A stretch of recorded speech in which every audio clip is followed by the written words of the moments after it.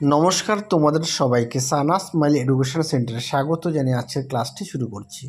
আজকে তোমাদের সঙ্গে আলোচনা করব তোমরা যারা অষ্টম শ্রেণীর সেকেন্ড ইউনিট টেস্ট পরীক্ষা দেবে, তোমাদের শেষ মুহূর্তে ফাইনাল আরও একটি সাজেশন নিয়ে চলে এসেছি। অধ্যায়ভিত্তিক গুরুত্বপূর্ণ 2 নম্বর, 3 নম্বর ও 5 নম্বরের প্রশ্ন। চলো দেরি না করে মূল বিষয়ে যাওয়া যাক। প্রথমে আমরা দেখব চাপ বলয় ও বায়ু প্রবাহ। এই অধ্যায় থেকে গুরুত্বপূর্ণ 2 নম্বরের প্রশ্নগুলি কি কি আছে চলো।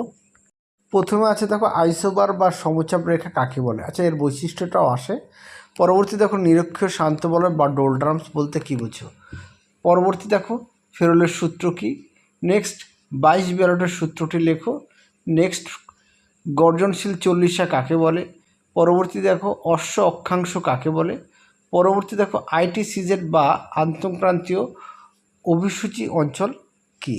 পরবর্তী দেখো কোরিওলিস বল বলতে কী বোঝো। পরবর্তী দেখো সমুদ্রবায়ু ও স্থলবায়ু কাকে বলে। পরবর্তী দেখো অ্যানাবাটিক ও ক্যাটাবাটিক বায়ুর পার্থক্য লেখো। পরবর্তী দেখো এই অধ্যায়ের 3 নম্বরের প্রশ্ন কি আছে, সমুদ্রবায়ু ও স্থলবায়ুর মধ্যে 3টি প্রধান পার্থক্য লেখো। পরবর্তী দেখো এই প্রশ্নগুলো কিন্তু 3 নম্বরের, হ্যাঁ, এই অধ্যায় থেকেই।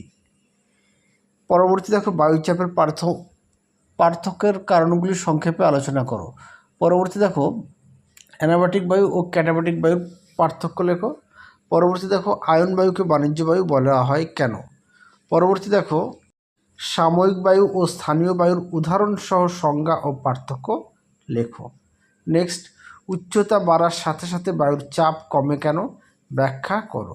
পরবর্তী দেখো প্রশ্নমান 5 দেখো পৃথিবীর প্রধান বায়ুচাপ বলয়গুলির অবস্থান ও উৎপত্তির কারণ চিত্রসহ আলোচনা করো। পরবর্তী দেখো নিয়মিত বায়ু প্রবাহ কাকে বলে।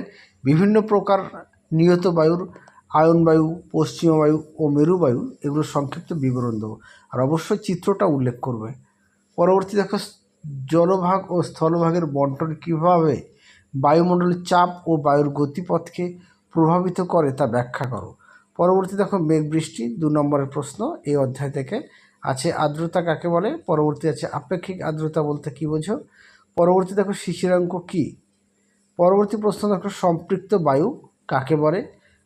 ঘনীভবন কাকে বলে। বৃষ্টির ছায়া অঞ্চল বলতে কী বোঝো। পরবর্তী দেখো শিলাবৃষ্টি কীভাবে ঘটে। পরবর্তী দেখো কোন মেঘকে বজ্র মেঘ বলে। পরবর্তী দেখো কুয়াশা বা ধোঁয়াশার পার্থক্য কী। দেখো এই অধ্যায়ের 3 নম্বরের প্রশ্ন পরিচলন বৃষ্টিপাত কিভাবে ঘটে সংক্ষেপে লেখো, অবশ্যই চিত্র আঁকবে। পরবর্তী দেখো শৈলক্ষে বৃষ্টিপাত প্রক্রিয়ার অনুবাদ ঢাল ও প্রতিবাদ ঢালের ভূমিকা লেখো। পরবর্তী দেখো পার্থক্য লেখো কুয়াশা ও মেঘ। পরবর্তী দেখো নিরক্ষীয় অঞ্চলে প্রতিদিন বিকেলে পরিচলন বৃষ্টিপাত হয় কেন। পরবর্তী দেখো ঘূর্ণবাত ও বিপরীত ঘূর্ণবাতের মধ্যে পার্থক্য লেখো। এই সাজেশনের মধ্যে যে কটা প্রশ্ন দেওয়া আছে খুব গুরুত্বপূর্ণ প্রশ্ন, তোমরা অবশ্যই ভালো করে পড়বে। পরবর্তী প্রশ্ন দেখো বৃষ্টিপাত মাপার যন্ত্রের নাম কি, এটি কিভাবে কাজ করে, অর্থাৎ রেনগজের কথা বলছে। পরবর্তী দেখো এই অধ্যায়ের 5 নম্বরের প্রশ্ন চিত্রসহ শৈলক্ষে বৃষ্টিপাত কিভাবে ঘটে তা বিস্তারিত বর্ণনা করো। পরবর্তী দেখো মেঘের শ্রেণীবিভাগ করো এবং প্রধান প্রধান মেঘের রূপ ও বৈশিষ্ট্যগুলি আলোচনা করো। পরবর্তী দেখো বিভিন্ন প্রকার বৃষ্টিপাতের পরিচরণ, শৈলক্ষেপ ও ঘূর্ণবাত বৃষ্টিপাত তুলনামূলক আলোচনা করো। পরবর্তী দেখো অধ্যায় উত্তর আমেরিকা 2 নম্বরের প্রশ্ন কানাডীয় শিল্ড অঞ্চল কাকে বলে। পরবর্তী দেখো পেনিপ্রেন কী। পরবর্তী দেখো গ্রেট লেকস বা পঞ্চরথ কোন কোন। এই প্রশ্নটা খুব গুরুত্বপূর্ণ, হ্যাঁ, পরীক্ষা খুব আসে, তোমরা অবশ্যই ভালো করে পড়বে যে পঞ্চরথ কোন কোন হ্রদ নিয়ে গঠিত। পরবর্তী দেখো গ্র্যান্ড ক্যানিয়ন কোথায় অবস্থিত এবং এটি কিভাবে সৃষ্টি হয়েছে। পরবর্তী দেখো পেয়ারি অঞ্চলকে পৃথিবীর রুটি ঝুড়ি বলা হয় কেন। আচ্ছা, অর্থাৎ পেইরি অঞ্চলকে, হ্যাঁ, পেইরি অঞ্চলকে পৃথিবীর রুটি ঝুড়ি বলা হয় কেন, খুব গুরুত্বপূর্ণ। পরবর্তী দেখো কর্ডিলেরা বলতে কী বোঝো। পরবর্তী দেখো সেন্ট লরেন্স নদীর উৎপত্তি বা পতনের স্থান নির্দেশ করো। পরবর্তী দেখো উত্তর আমেরিকার জলবিভাজিকা নদীগুলির নাম লেখো।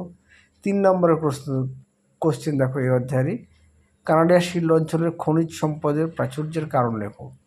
পরবর্তী দেখো হ্রদ অঞ্চলের শিল্পোন্নতির প্রধান কারণগুলি সংক্ষেপে আলোচনা করো। খুব গুরুত্বপূর্ণ প্রশ্ন, পরীক্ষায় খুব আসে, তোমরা অবশ্যই ভালো করে পড়বে। সমস্ত বিষয়ে পাঠ্য বইটা একটু খুঁটিয়ে পড়বে। হ্যাঁ, আর এই প্রশ্ন উত্তরগুলো পাঠ্যবইতে খুব সহজেই পেয়ে যাবে। যদি কোনো রকম অসুবিধা হয় আমাকে কমেন্ট বক্সে জানিও। পরবর্তী দেখো, পেরি অঞ্চলে পশুপালন ও দুগ্ধ শিল্প উন্নত কেন? পরবর্তী, কানাডিয়া শিল্ড অঞ্চলে ভৌগোলিক অবস্থান ও সীমানা লেখো। পরবর্তী দেখো, মিজোরি ও মিসিসিপি নদীর অর্থনৈতিক গুরুত্ব সংক্ষেপে ব্যাখ্যা করো। 5 নম্বর প্রশ্ন দেখো এই অধ্যায়ের, উত্তর আমেরিকা মহাদেশের ভূপ্রাকৃতিক বৈচিত্র্য অনুযায়ী প্রধান প্রধান বিভাগগুলির সংক্ষিপ্ত বিবরণ দাও। পরবর্তী, লেক সুপিরিয়র ও হ্রদ অঞ্চলের শিল্প উন্নতির কারণগুলি বিস্তারিত আলোচনা করো। পরবর্তী দেখো, কানাডীয় শিল্ড অঞ্চলের ভূপ্রকৃতি, নদ নদী ও অর্থনৈতিক সমৃদ্ধির উপর একটি বিস্তারিত টিকা লেখো। পরবর্তী চলে যাব আমরা দক্ষিণ আমেরিকা। চলো দক্ষিণ আমেরিকা থেকে দেখব কোন কোন প্রশ্নগুলো গুরুত্বপূর্ণ। এই অধ্যায়ের 2 নম্বর প্রশ্নগুলি দেখো, আন্দিজ পর্বতমালা কোথায় অবস্থিত এবং এর সর্বোচ্চ শৃঙ্গের নাম কি? আছে আন্দিজ বানানটা একটু টাইপিং মিস্টেক আছে। পরে দেখো, সিলভা অরণ্য কাকে বলে? পম্পাস অঞ্চল কি? আমাজন নদী অববাহিকা জলবায়ুর দিক থেকে। পরবর্তী দেখো, ক্যাম্পাস ও ল্যানোস কি? পরবর্তী দেখো, পৃথিবীর বৃহত্তম নদী ও দীর্ঘতম নদীর নাম লেখো। পরবর্তী দেখো, গ্র্যান্ড চাকো অঞ্চল বলতে কী বোঝো? নেক্সট, আটাকামা মরুভূমি কোথায় অবস্থিত? এবার দেখো এই অধ্যায়ের 3 নম্বর প্রশ্ন, পম্পাস অঞ্চলকে দক্ষিণ আমেরিকার শস্য ভাণ্ডার বলা হয় কেন? খুব গুরুত্বপূর্ণ প্রশ্ন।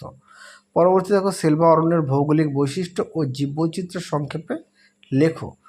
আন্দিজ পর্বতমালার উৎপত্তি ও অবস্থানের সংক্ষেপে আলোচনা করো। পরবর্তী দেখো, আমাজন নদীর অববাহিকায় ঘন ক্রান্তীয় বৃষ্টি অরণ্য গড়ে ওঠার কারণ কি? পরবর্তী দেখো, পম্পাস অঞ্চলে পশুপালন উন্নত কেন? 5 নম্বরে দেখো, দক্ষিণ আমেরিকা মহাদেশের ভূপ্রাকৃতিক বিভাগগুলি বর্ণনা দাও। বিশেষ করে আন্দিজ পর্বতমালা ও পূর্বের উচ্চভূমির গুরুত্ব আলোচনা করো। পরবর্তী দেখো, পম্পাস অঞ্চলের কৃষিকাজ, পশুপালন, অর্থনৈতিক উন্নতি প্রধান কারণগুলি বিস্তারিত আলোচনা করো। পরবর্তী দেখো, আমাজন অববাহিকার জলবায়ু, স্বাভাবিক উদ্ভিদ এবং মানুষের জীবনযাত্রার ওপর ভৌগোলিক পরিবেশের প্রভাব সংক্ষেপে লেখো। তাহলে এই অধ্যায় থেকে যে কটা প্রশ্ন দেওয়া আছে প্রতিটা প্রশ্নই গুরুত্বপূর্ণ, তোমরা অবশ্যই ভালো করে পড়বে আর পাঠ্য বই সমস্ত বিষয় খুঁটিয়ে পড়বে। তাহলে চলো আজকের মতো এখানেই সমাপ্ত করছি। আর এইটাই ছিল তোমাদের শেষ মুহূর্তে ফাইনাল ভূগোল বিষয়ের সাজেশান। তোমরা অবশ্যই ভালো করে পড়বে আর বাকি বিষয়েরও ফাইনাল সাজেশান দিয়ে দেওয়া আছে, দেখে নিও। তাহলে তোমরা সবাই সুস্থ থেকো, ভালো থেকো। আজকের মতো টাটা।